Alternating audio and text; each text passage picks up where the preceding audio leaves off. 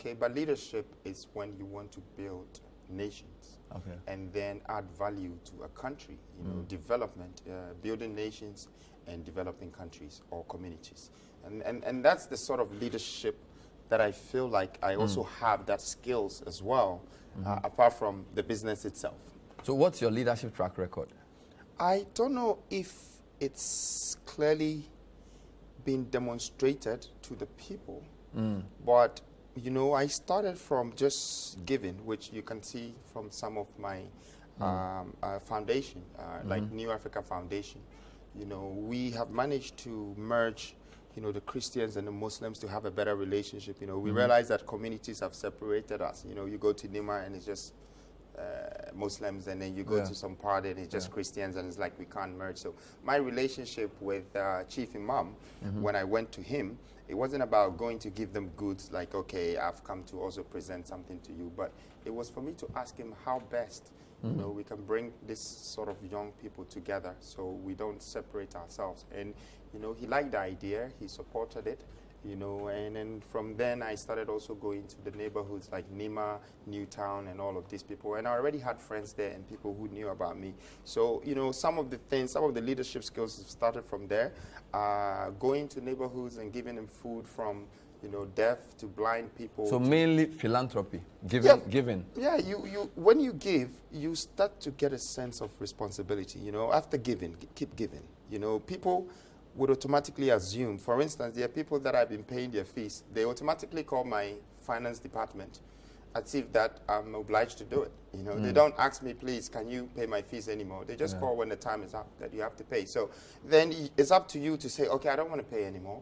Or it's up to you to understand that you've taken that responsibility upon yourself, and no matter what you have to do it, you do it. Because sometimes responsibility is also the gateway for us to maintain our wealth and our success. So if I get you right, your main leadership track record is in your philanthropic work. It started from there. But then you also get to realize that when you're managing your workers, I pay 300 workers every month. Okay? In which companies? In maybe 4 of my companies under the group. What's the name of the group? Qualis Group. K-W-A-R-L-E-Y-Z. Yes. So you have 300 employees? Yes, about 300. This is people who are doing construction, people who are in the hotel operations. It's quite a lot of people to deal with, to handle. But of course, so what are the companies under the Qualis Group? It's Petronia. Petronia. Is that a Petronia City? Yes. The thing that came on CNN? Yes. Are you building the Petronia City? Well, I'm still on the basic infrastructure. And when I say basic infrastructure, you're talking about doing the roads, gutters, and all of this. Now, we'll talk about that later. But I'll come back to that. So Petronia City is one. Which other one is Wonderworld is a developer. Okay. And we develop all the buildings you're seeing, number 1, Qualis, and you have New Africa Construction. So New Africa Construction is the contractors. Now, here's what happened in the beginning when I started my group.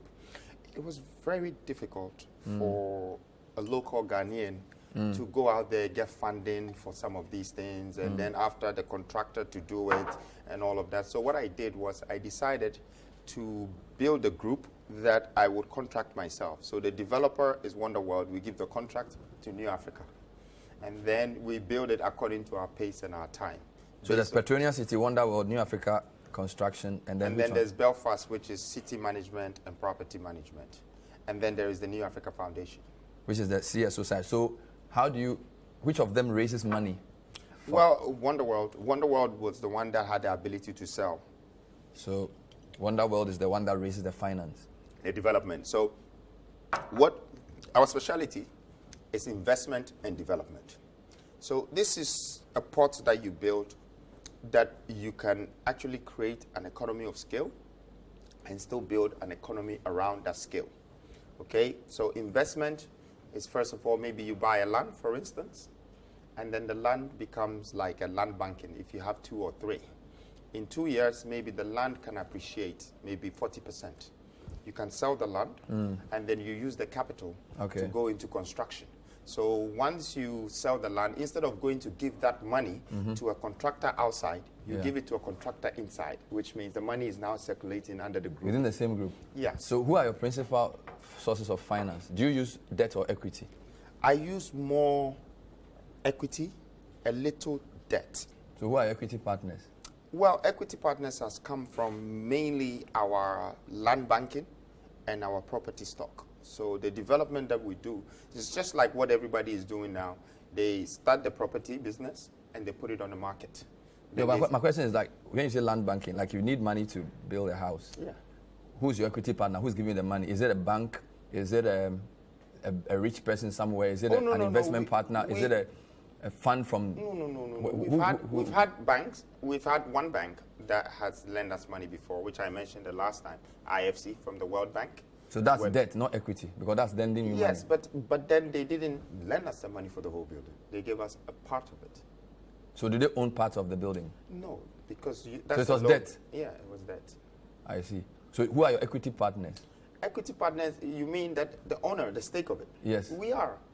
So you don't share the building with anybody? No. So the building is fully yours? If we have the land, and then we have a bit of capital to develop, and the bank comes in with that loan, the only stake holding that is in there is the bank. So the original capital is yours? Yes. Oh, okay. I was thinking maybe somebody would give you some of the money, and then they own a percentage of the building. It is not easy like that in Africa, and I'm sure you know this by now, that even if we went to the white people's world and we told them that we have such a fantastic idea or business here, that if we build hotels or if we build some agriculture platform, we can turn over a lot of money. They're not going to carry the money and give you. That is outside. When you come inside, you have a lot of banks in Ghana, from student loans to business advancement, whatever that you ask for these banks, they don't have the money for you. And I'm sure we all know this. Okay, we don't have banks supporting us even if we wanted to purchase a car, if we had a job. So you don't borrow from Ghanaian banks? I haven't before. You've never tried? I tried, but they wouldn't give me. They wouldn't give you? No. I remember very well, there was one bank. Please, let me just... There was one bank I remember very well. They took me through a process. You know, took my building documents. At that time, I was running Quales. You know, I don't want to mention the name of the bank because it would be too obvious. But I did everything and passed all the boxes they ticked, you know, gave them all the requirements. And when it got to giving me the money, they never gave me the money. And I think it took about maybe 2 years for me to hear that the bank has been dissolved by the... So it's the IFC that actually gave you money? Yeah. Yeah. And at that time, it's because I had even a partner with me doing that project, that particular project. So IFC invested in the... But you've paid back the IFC? Yes, we have paid back. When was this? Oh, I think it's this year. Wow. It's this year, and you see, my partner had to come in and support. You know, it's difficult for Africans to benefit from such financial institutions because I don't think they believe in our capacity. And I also don't think that they believe in the governance that builds the economy around the country. So it would be in their interest if they were coming to invest in like a gold mine, and they have to have a multinational company. So that if Nana that. Kwame Bediako with 4 companies under his group, with this very well-known projects, cannot get funding from a Ghanaian bank, what is the hope for a young Ghanaian entrepreneur to get a loan from a bank? Currently, there's no hope. That's why we're here. So how do you intend to change that? There is fear instead of hope. Now, the only thing stronger than fear is hope, and somebody has to give it. Now, how do I intend to change that? From what we've been discussing so far, you should just know that I have a template. Okay. I have a template, and that template, I want to give it away for free. I want people to understand that they can start any business from a very small scale and start to build the capital. And when they build capital, they shouldn't build capital for the capital to be consumed by problems that will come along. They should build capital to reimburse the capital as an investment, okay? Through any sort of development. It can just be a simple technological software, you know. So how did you build the capital? Well, you have to build your capital. And I think it's a great question that you're asking me. The question is, does the average Ghanaian understand how to build capital? You know, people think that when you have money, you need to find things that will consume the money so you pay for it. That is spending and purchasing. Now, there's a difference in spending and purchasing when you compare these two to investment. Investment takes the money away from you, and you have to nurture, you have to water it. It's just like planting a seed. You know, you have to water the seed till it grows before you can harvest it. It's the same thing with your investment. When you can buy a land, Maybe you just need to put a wall around it and fence it and put a nice gate. And then somebody will come in and say, what are you doing? I'm doing a development. What sort of development? I'm going to build 8 houses here. Maybe you don't have 20,000 or 50,000 to even start the project. But someone might have an interest in just the way you've walled the land and put the gate. You know, you're giving them a sense of security and a sense of construction. That person can trust you and give you $50,000 or $100,000 for a building. This could be the beginning of you. So who gave you your first big break?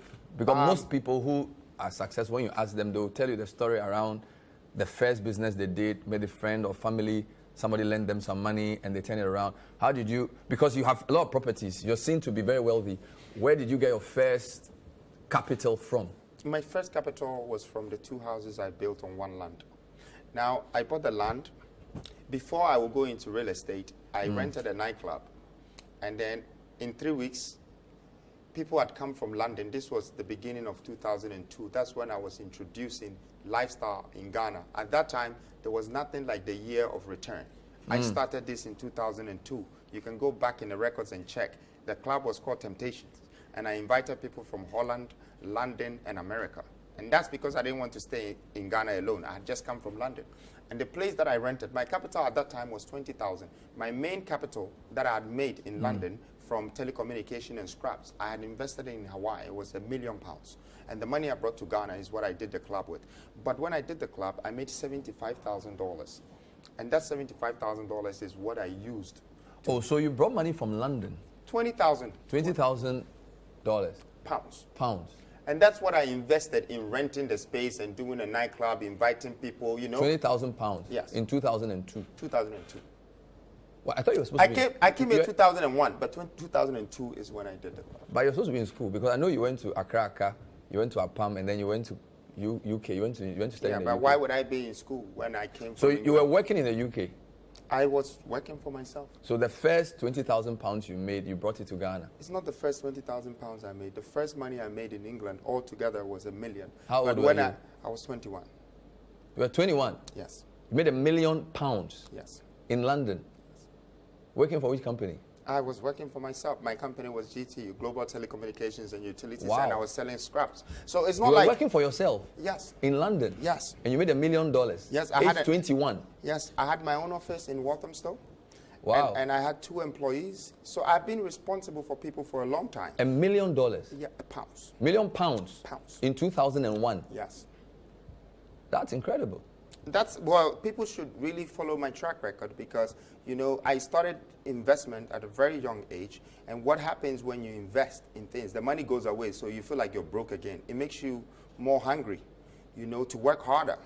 But why real estate? Because we know your brother is in petroleum. Why real estate? I chanced it. That's what I'm trying to tell you. Okay. The nightclub, yeah. When I did the nightclub and received the $75,000, yeah. It was cedis that I was changing into dollars because I learned right from the beginning in Ghana that you need to keep your money in dollars because the cedi was depreciating all the time. All right. Okay, so I did that. And then after someone came to buy the club for $150,000. What's the name of the club? Oh, it was Matador before, but the club that I opened was called Temptation.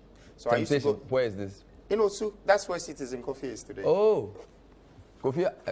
Oh, I see. Okay, so I don't want to mention names, but yeah. You know, and so when they bought that from me, yeah. And I had the profit of 75,000. I realized that I made 75,000 from the club and 75,000 from selling the building.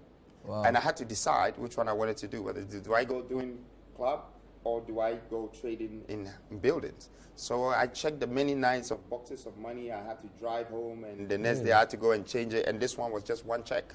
So I went with this. So that's how I got into real estate. Then I went to rent the next building, arrange the same nightclub, and use it to buy it again, made profit before I entered into building my own properties. And your brother is in petroleum?